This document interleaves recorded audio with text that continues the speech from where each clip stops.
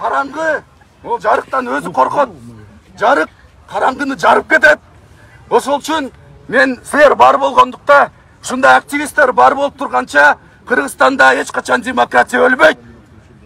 Барыңыздарга чоң рахмат. Ташиевден коркпойбуз. Диктатурага жок. Ташиевден коркпойбуз. Диктатурага жок. Ташиевден коркпойбуз. Диктатурага жок. Жакында мына Болот Темировду өз кыргыз жарандыгын алып, Россияга депортация кылып аткандыгы дагы бул жөнөкөй жаран эмес, бул журналист, бул биз сөз эркиндикке каршы бир куугунтук болуп биз сөз эркиндикке тийбесин. Erkindik! Erkindik! Erkindik! Erkindik! Erkindik! Бул жерге эң биринчиден кече мыйзамсыз, негизсиз Кыргызстандын тарыхында биринчи жолу болуп аткан өз жаранын сыртка чыгарып ийген жаман туура эмес көрүнүшкө каршы чыктык. Кече кесиптешибиз, иликтөөчү журналист, коррупционерлерди, ууруларды безге сайган Болот Темиров тилекке каршы күч менен өлкөдөн чыгарылды. Бул жерде бардык соттук, укуктук нормалар бузулду. Болот Темиров ошол соттун чечимине каршы даттанууга кеминде 10 күн убактысы бар эле. Ага карабастан Болот Темировго капыл-тапыл шашылыш чечим чыгарышты дагы. Өлкөдөн ошол сааттарда дароо сүрүп чыгарып коюшту. Болот Темиров ага чейин башка бардык айыптоолор боюнча, жана маңзат боюнча, жана башкалар боюнча акталган болчу. Болот Темировго башка эч бир күнөө тагалышпай, эптеп ошол Орусиядан алган паспортун шылтоо кылышып туруп чыгарып ишти. Болот Темиров сыяктуулар 100 миңдеп саналат. Себеби дегенде ал дагы жаш кезинде ошол ата-энеси менен барып, ол жакта калып, көртиргиликтин айынан ошол жактын паспортун алганга аргасыз болгон. Биздин андай мекендештерибиз 100 миңдеп саналат. Достор, биз эмне үчүн Болот Темиров аркылуу сөз эркиндигин ушул сын айтууга болгон укугубузду коргоп атабыз. Себеби дегенде бул бардыгына керек, бул бардыгыбызга керек баалуулук. Эртең тынч жүрүш болот десем, анын этегине Мурат Суталинов комментарий жазып тур. Мен да барып катышсам болобу деп. Мурат байке бүгүн келдиби келбедиби билбейм. Мурат Суталинов Бакиевдин тушунда УКМКны жетектеген киши болгон. Мен бүгүн ошентип жазган үчүн ал кишини табалабайм. Жана азыркы жетекчилерди ошондой болуп калышыңар мүмкүн деп мындай кандайдыр бир көз ачыктык кыла албайм. Бирок мунун өзү сөз эркиндиги, ой пикир билүү эркиндиги бардыгына керек дегенди билдирет. Азыр бийликте тургандар өмүр бою бийликте тура албайт тилекке каршы. Азыр бийликте тургандар да бир күнү экс болот, бир күнү элдин арасына кошулат, бир күнү алар дагы адилеттүүлүккө муктаж болот. Бирок ошол күндөргө жеткизбей адилеттикти талкалап, чындыкты талкалап, чындыкты айтам деген журналисттердин, активисттердин оозун жаба турган болсок, эң башкы баалуулугубуз болгон 30 жылдан бери куруп келаткан акыйкатты айта алууга эркибиз майтарылса, биз коом боло албайбыз. Азыркы чиновниктер дагы Мурат Суталиновго окшоп, андан башка дагы экс чиновниктерге окшоп акыйкатка муктаж болгон учурлар келет. Бул мындай болуп келатканын көрүп эле атабыз. Ошон үчүн бул бардыгыбыз үчүн катардагы жарандан, жаңы төрөлгөн ымыркайдан улгайган адамга чейинки керек боло турган биздин баалуулугубуз. Муну талкалап жоготпош керек. Бийлик сынды угушу керек. Ал ачуу болобу, ал ашкере ачуу болобу, адекваттуу жооп бериши керек. Болот Темировдун өлкөдөн чыгарылышы бул ошолдан адекватсыз, абдан ташпоор чечим десек болот. Өз жаранын өлкөдөн чыгарып коюу, өз жаранын өлкөдөн чыгарып салуу, түртүп салуу, элден чыгарып салуу бул деген абдан натура көрүнүш. Мен алигиче мындай ошого татыктуу сөздү таба албай атам. Биз Камчыбек Ташиевди мурдатан тааныйбыз. Биз аны урматтайт элек. Оппозицияда жүргөндө сыйлайт элек. Биз эми аны дагы деле сыйлайбыз. Бирок эмне үчүн коркушубуз керек? Ал киши бизден коркууну талап кылып атат. Коркутуп башкарууну талап кылып атат. Биз андан коркпойбуз. Биз аны сыйлагыбыз келет. Жана да бир айтып кетейин. Ууру чиновниктер, коррупционерлер уурдагандан уялбаса, коркпосо, эмне үчүн биз аларды иликтегенден, эмне үчүн биз аларды ашкерлегенден коркушубуз керек? Эмне үчүн биз оозубузду жаап калышыбыз керек? Биздин иликтөөлөр уланат, өлкөдөн чыгарып ийеби, түрмөгө камайбы, башка кылабы? Биздин иликтөөлөр уланат. Анткени журналисттик иликтөөлөр, журналисттик кандайдыр бир материалдар, ачык коом бүгүнкү күндө мамлекеттин эң зор санитары. Буга чейин да угуп келатам, мен депутаттар да айтып атышат. Азыр карапайым адамдар, соттон адилеттик таппагандар, милициядан адилеттик таппагандар журналисттерге кайрылып атат. Ай, силер алып чыксаңар резонанс болуп элге жетет экен. Силер алып чыгып бетин ашкерлеп уят кылсаңар элге жетет экен. Ай, силер алып чыгып президентке жеткирсеңер, ошол президент чокуга коюп анан кийин майда чиновниктер чечет экен деп азыр маселенин бардыгы журналисттер аркылуу бүтүп атат. Бул журналисттерди самоцензурага алып келсе, үнүн баса турган деңгээлге алып келсе, биздин коомубузда накта чыңалуу ошондо жаралат. Ичинен быкшып, бийликке болобу, башкасына болобу, нааразычылык күчөгөн мезгил мына ошондо келет. Бул ачык коом, журналисттер сын айтабы, иликтөөлөрдү жасайбы, кандайдыр бир башка материалдарды жасайбы, бул коомдогу индикатор, коомдогу градус деле көрсөтүп турат. Мен буга чейин сунуштап келгем, азыр дагы сунуштайм. Бийлик андан көрө сын айткан журналисттер болобу, иликтөө жасаган журналисттер болобу, ар 3 ай сайын бирден кабыл алып, силердин чыгарган материалдарыңарды тезис кылып бизге айтып бергилечи деп турса, андан жакшы болот эле. Анткени биз бийликтин тарапташы дагы эмеспиз, бийликке оппозиция дагы эмеспиз. Биз бейтарап болгон үчүн аларды мактабайбыз дагы, аларга каршы иштебейбиз дагы, болгону чындыкты көрсөтүп беребиз. Биз бүгүн мына ошол чындыкты айтуу укугубузду талап кылыш үчүн ушул жерге келдик. Биз бул жерге чогулганыбыздын дагы бир себеби бар. Айрымдар жазып атышат. Митингке чыккандан тажабадыңарбы, митингке чыккан жакшы эмес, мындай ызы чуу тийбу деп. Митингке чыгуу биринчиден бул биздин өзүбүздүн үнүбүздү билдирүү мүмкүнчүлүгүбүз. Башка жактан укпай атат, соттон укпай атат. Бизди Facebook жана башка жактардан укпай атышат. Биз үнүбүздү тезирээк жеткириш үчүн бул жерге чогулдук. Экинчиден биз бул жерде бири-бирибизди көрүп, баарыбыз чогулуп, пикир алышып, баарыбыз чогул эч кимден коркпостон сөзүбүздү айта алат экенбиз деп бири-бирибизге ээриш аркак болуш үчүн бул жерге чогулдук. Бул эң мыйзамдуу, ошол мыйзамды сактап, азыр провокацияга алдырбай жүрүшүбүздү улантып, анан акырын тарап кетебиз. Сиздерге чоң рахмат.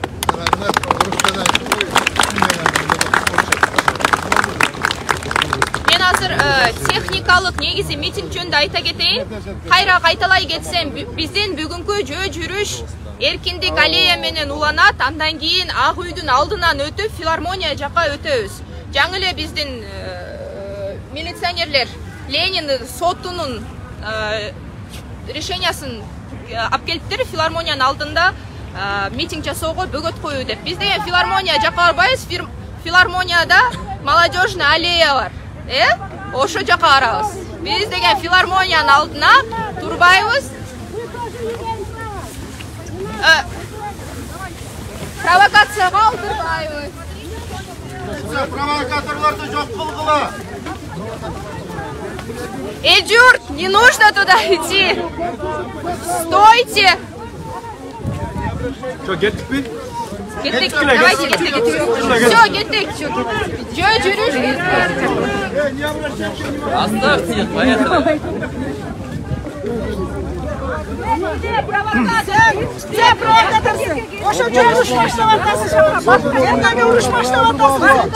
Сүйлөшпөдүк беле, провокация алдырбайбыз. Провокация алдырбагыла. Урматтуу клубтун көрөрмандары, бүгүн Бишкектин темир жол бекетинде сөз эркиндиги үчүн деген жөө жүрүш башталды. Мында негизинен 3 талап коюлду. Кыргызстандан күч менен чыгарылган иликтөөчү журналист Болот Темировду өлкөгө кайтаруу жана ошондой эле басма сөзгө же кандайдыр бир сөз эркиндигин чектеген мыйзамдарды кабыл албоого жана аларды карабоого, ошондой эле саясий куугунтукту токтотууга, башкача айтканда Кемпир Абадтын Өзбекстанга берилишине каршы болгон активисттердин жана саясатчылардын кармалганын айыптап, аларды кой берүүнү өтүнүп жатышат. Ал эми бул жакта митингдин жүрүшүндө айрым провокаторлор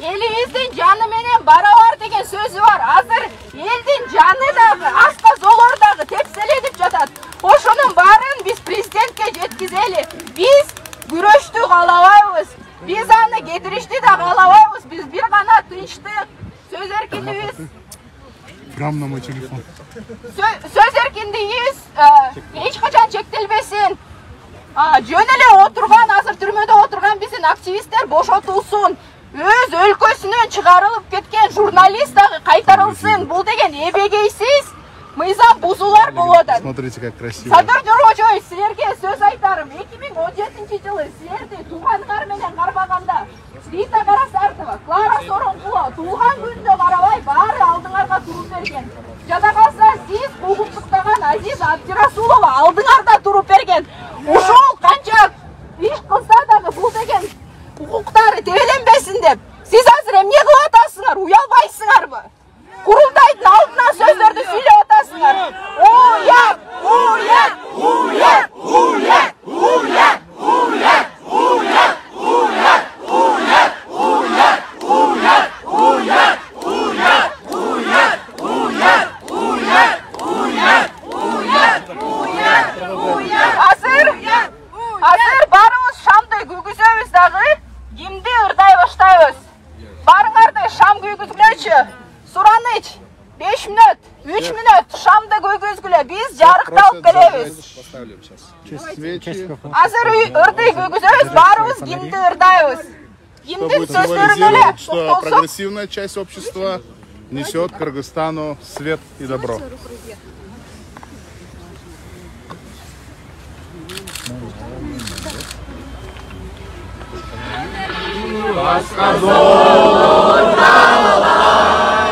Элибиздин жаны менен барабар, сансыз тылым ала тосын мекендеп, сактап элибиздин барабар.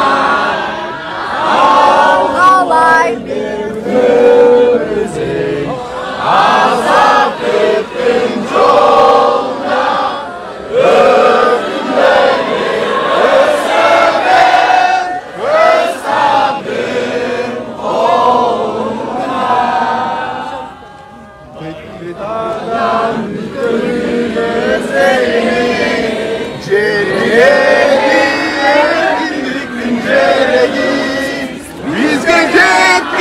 ата салттын мурасын ыйык сактап урмактарга берели.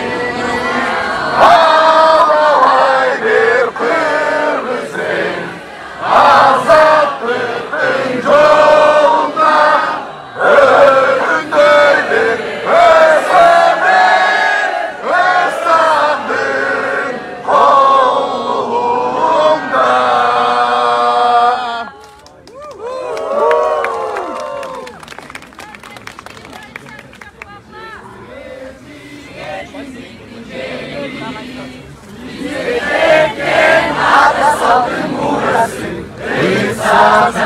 Урмактарга берели.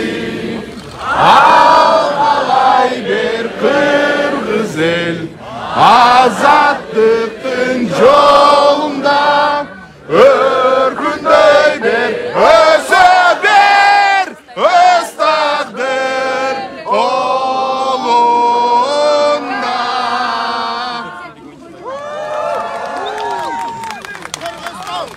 Дагы бир сөз бар. Дагы кичине угуп турсаңар. Азыр сөз эркиндиги өтө оор абалда. Журналисттер камалып атат. Ар бирөө пост үчүн азыр суракка чакырылып атат. Журналисттер, коррупцияны иликтеген журналисттер өз өлкөсүнөн жөн эле куулуп атат. Азыр байкап турсаңар, бизде мыйзамдар да кабыл атат. Түгүм эле Орусиянын мыйзамдарын бизге эле көчүрүп кайра киргизген тат.